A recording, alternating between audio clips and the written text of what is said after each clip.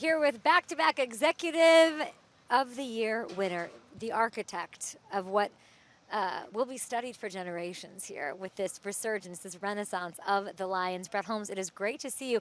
Good thing you didn't take that journalism path that very far, because I think you picked the right lane, my friend. Well, you know, if it wasn't because of that or wasn't for that, I probably wouldn't be here now. So the old PR internship with St. Louis we were looking got at me that. started, yeah. What was the dream then? Just curious. You mean when I was in PR? J school. I just saw that and I said, "Oh, this interview is gonna be a toughie for me." No, it was always like wanted to get into scouting, but you know just couldn't really get in. So I had to just use the PR degree but even like I did a media trainee internship with the Atlanta Hawks. I know. And in 2002, 2003. Yes. And that was when I kind of already been told no about the scouting stuff. So that's what I was looking at. Like, I don't know what I'm going to do. I don't know if it's going to be like, I'm going to try to be a coach or go back to school. But, you know, fortunately, I was able to land that internship with St. Louis. Yes. Yeah. And you spent 18 years there. I know. Now you're here. This is year 5, I think? Yeah. Is this year 5? Going to year 5. Does It's it gone feel by like quick. 5? Yeah, that's crazy. You know, it's funny, like Dan sometimes just kind of gives me a reminder sometimes. It's like, you know, like last year was like, man, year 4 already. And I just like, because, you know, things are just going so fast. You're just focusing on that task and that mission and it's just going by. And so like, he was just like, after the draft, he was like, man, year 5. And I was like, wow, like it's gone by fast, man. You've crushed it. Congratulations. Well, thank I know you you. have I your appreciate sights, it. of course, on bigger things. I was watching this playoff, or this, what I'm going to call a playoff game. The fans were insane at this preseason game. And knowing that I was going to talk to you, I was like, you had such a hand in this. What does that feel like? You know, it is amazing. And I actually noticed that because, you know, we had been on the road twice already this preseason. And so we had been to, you know, obviously a Hall of Fame game, you know, which was actually a pretty good crowd. And then we're in Atlanta. And I just looked at Ron High and I looked at Rod Wood and I was like, man, we got a lot of people here. Yeah, that's the championship of the preseason. It was crazy. What does that say to well, you? It's crazy. just, I mean, our fan base. I've been saying all along, and I don't want to sound just like a homer and just saying that, but it is like unlike anything I've ever experienced or seen. I grew up in Tampa, Florida, and I lived in different cities throughout my journey, and I've never seen anything like this. I mean, it's the most passionate fan base, and so I'm not surprised that the preseason openers, like, they came and they showed up. Because of what you've done here. Yeah, I'm sorry no, to say it's sort of cool. crazy. No, it's appreciative. But even when it was tough, like when we first got here in 21 and even early parts of 22, you know, that's when I really knew about our fan base because as dark as it got, you know, it was still positive in terms of, you know, like I was the new face really, and I didn't even know anybody would even recognize me, but you know, people would see me and just be like, you know, hey, one pride, go Lions, you know, supporting you, yada yada. And so I'm like, wow, like they're still riding with us, you know, even when through the dark time. So it's cool, but I'm just glad that they're getting enjoyment out of it. Job's not done, obviously, still got some more work to do, but you definitely want to do it for them. And let's not pretend it's easy. It's like, oh, you just turn this whole thing around. But I'm looking at what you've accomplished. Your first 4 drafts, and you're like, you really get it all done in the draft, at least so far. You've picked guys who've combined 11 Pro Bowls, 5 first-team All-Pro selections. It's unbelievable. I know you're not going to give me the secrets to your formula or anything, but could you break down maybe or your area of focus or like what that pie chart would look like? Gut, metrics, instinct, tape. Like what sticks out to you in your Brad Holmes process? Yeah, you know, it's fun. Like, you know, me and Dan, we see players very much the same. And, you know, we didn't know each other, you know, before we started. And that we just saw it exactly the same type of player that we're looking for. And really, it's really those intangible qualities.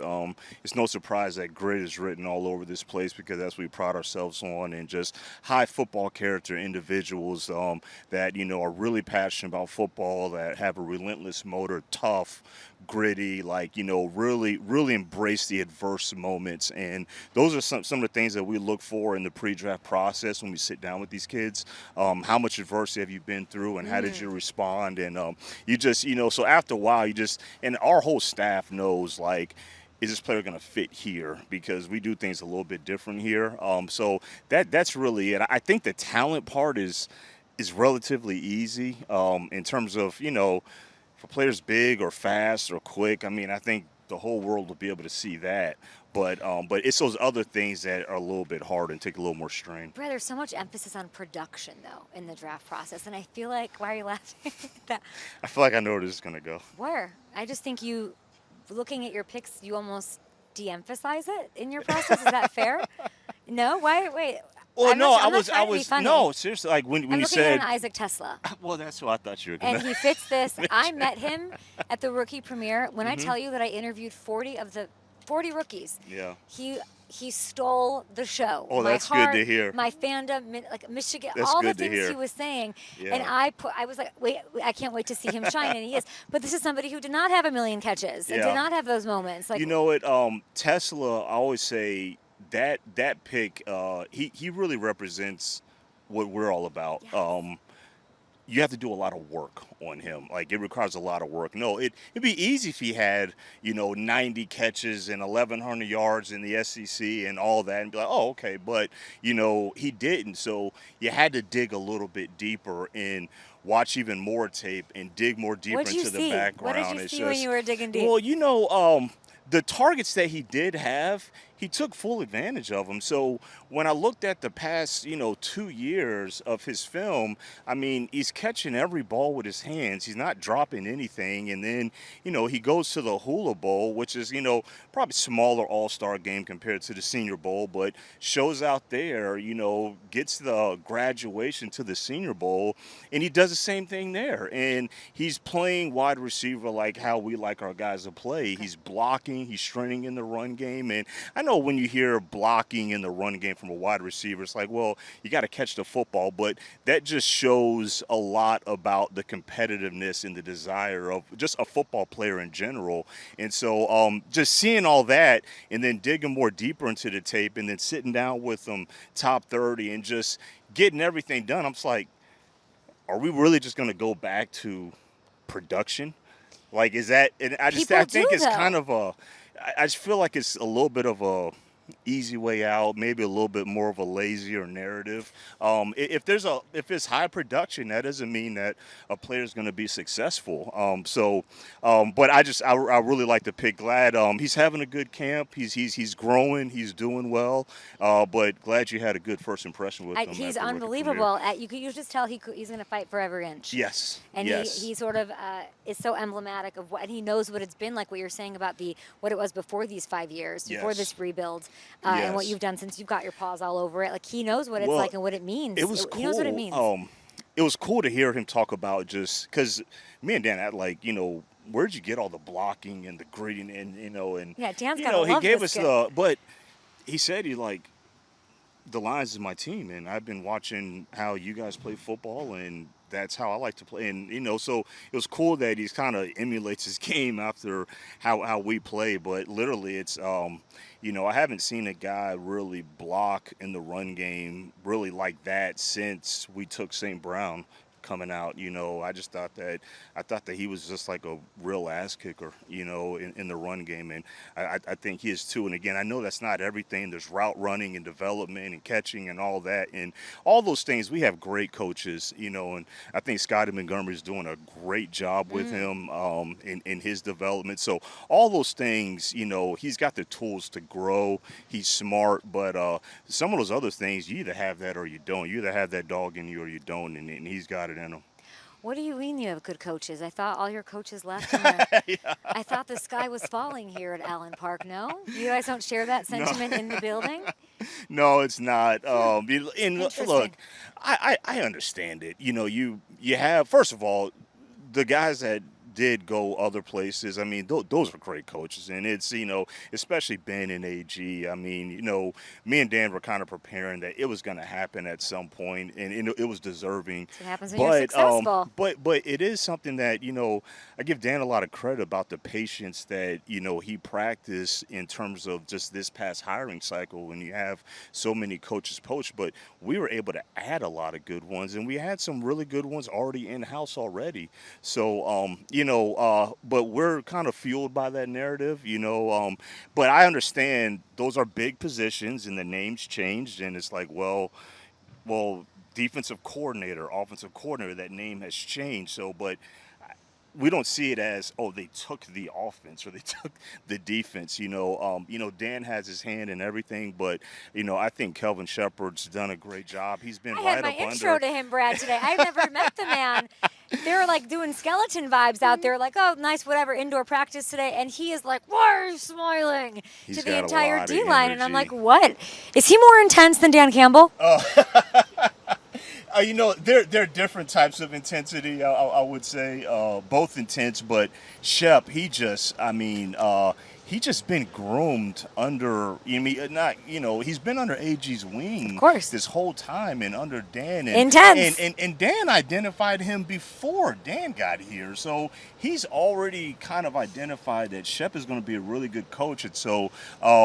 You see a person that's just coaching the one position. He's doing it very, very well. But, I saw it right out the gate, starting off with like free agency meetings in the draft. And he got the big picture right out the gate. But the intensity, the energy, the creativity, he can motivate those guys. He holds those guys accountable. So, but so far, so good. But, I'm but excited. we have high expectations for him. I think he's going to do a great job. As you should, and for this entire defense, this entire team.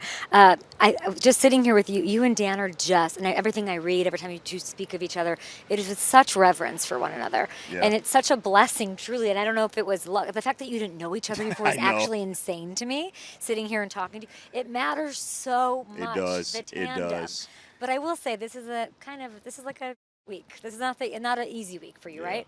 With the roster cuts, it's all hard. of that. It's hard. It's probably, you could argue that's the worst day of the week. calendar year of the job for sure. What happens when you two disagree on a roster move?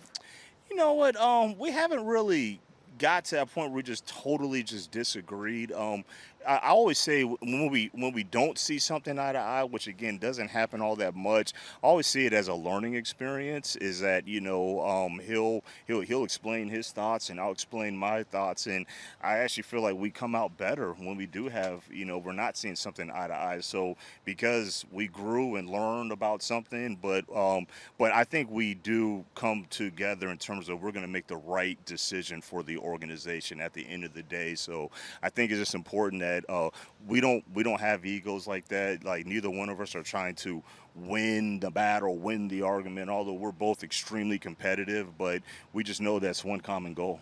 It's beautifully said, and I was thinking about what's the tough. You have so much depth all over this thing. It's like hard to poke holes. I don't want to say it'll be an easy week for you because obviously there's huge decisions, people's lives at stake. Yeah. All of that, or their income. I understand, like they're positioning their future, your future, if things happen. Is there one position group that you're keeping you up a little extra, so keeping you here at the facility a little extra?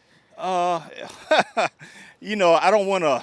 I don't want to let anything out, but I will say this: what's gotten really hard, and it's really been visible this year, is that in the past, especially our first couple of years, we had a lot of just young developmental players that we really liked and we had a lot of room for. And as the guys have made these leaps and bounds and the talent has gotten better, it's hard to always find room for a lot of those young developmental guys. So, obviously we have, practice squad with, that's always a gamble. You can hope and pray that you get guys back, but we always make an emphasis to the guys on our practice squad that it's not just a 53, it's 69. So we want to get the best 69 because we're going to use those guys. Perfect answer to not answer. Brad, you are such a, we are back in Atlanta. We are a PR intern. A little communication.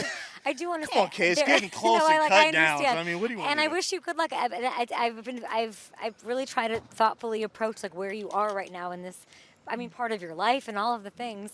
And I think there's a lot of people who think you guys lost a lot. Yeah. And I thought about that this morning, and I was like, no, you guys are like really consistent. You're almost keeping, Frank Ragnow, tough to replace. Yeah, tough absolutely. But I was looking at it this morning. I think I have it right here. Like, I think you're going to end up with, if things shake out depending on that, like you may only have 2 starters who weren't on this team a year ago. Yeah. That is beautiful. Yeah. Consistency in a division that doesn't have it really outside of the Packers. Yeah. And so I'm really happy about that. I like the new coordinator. I'm really interested, and we've got like 2-year studs here. Jameer and Amon-Ra fighting for targets. Yeah. I hear. I don't know who's going to come on top. I will ask you this though. You have been known sort of to build your team through the draft. Yeah. But you come from that them picks, Yeah, Sneedy vibe. absolutely. There is a window here. Yep. Any thoughts on adding? Yeah, I mean, we're always staying open-minded, and again, we're always going to do the best thing for the organization. But that was me and Dan's vision and plan from the get-go, is build through the draft. Like you said, these guys here that are coming up next. But and that's why we've been able to stay consistent, is building through the draft. But no, we're not scared. Like, I learned a lot from Les Snead and the I'm just wondering if you're like clearly waiting for your moment. Yeah, I mean, there's always a time to strike, and if it comes, we have never. I don't think we've shown a time where we've been scared to really do something or make a move. But it's always going to be just calculated, and there's got to be a little bit of strategy behind it. Back-to-back 17+ sack seasons interesting to you, Brad? Well, I mean, sacks are good. An obviously. edge potentially. Yeah. The world wants to know. Sacks are good. Sacks are good. We have a pretty good one now. There we go. We love to hear it. I appreciate you so much for your time. And thank you so much for having me. What should I ask these two over here? Is Morton letting Gibbs stand still, or yeah? I saw him in practice. You were still having your stance. Morton's not taking that away. No.